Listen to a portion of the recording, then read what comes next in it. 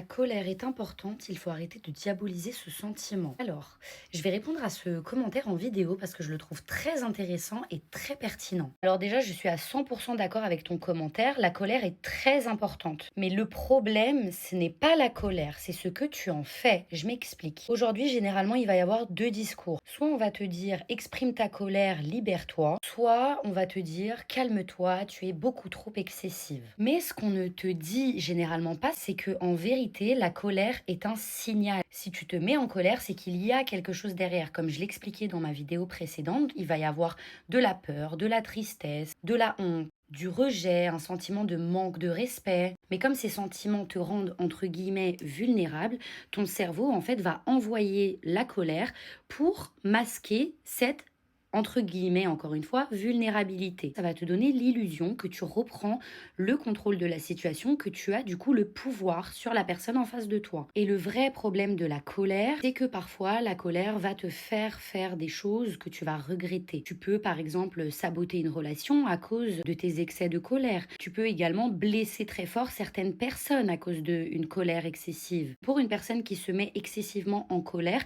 c'est vrai que c'est quelque chose qui peut vraiment être très difficile à vivre. Je ne dis pas qu'il ne faut jamais se mettre en colère, bien au contraire, parce que la colère peut t'apprendre énormément de choses sur toi si tu sais l'observer et que tu creuses un petit peu plus loin de je suis en colère. La vraie question, ce n'est pas pourquoi je suis en colère, pourquoi je me mets en colère. La vraie question, c'est qu'est-ce que ma colère essaye de me dire, quel signal elle essaye de m'envoyer. Parce que c'est en faisant ce travail d'introspection sur toi-même que tu vas apprendre à te connaître, que tu vas apprendre à te comprendre et que tu vas pouvoir en fait venir travailler sur les blessures qui font que tu te mets souvent en colère pour les mêmes choses. Si tu te contentes juste de réagir, d'accepter ta colère et de te dire bah je suis en colère, j'accepte d'être en colère parce que c'est un sentiment normal, etc.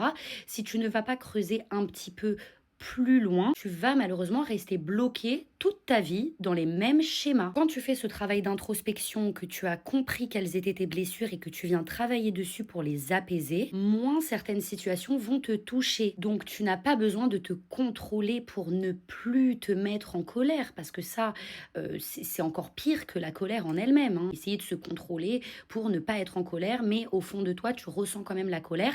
Ça, c'est non, ça, c'est vraiment no way, hein. Mais ce que j'essaye d'expliquer, c'est qu'en fait, quand tu viens travailler sur certaines blessures que tu as, quand tu viens les apaiser, automatiquement et naturellement, il y a certaines situations qui ne t'énerveront plus autant. Tout simplement. On reste des êtres humains, c'est normal de se mettre en colère, on ne diabolise pas la colère. L'idée, c'est de ne pas subir sa colère, c'est de s'en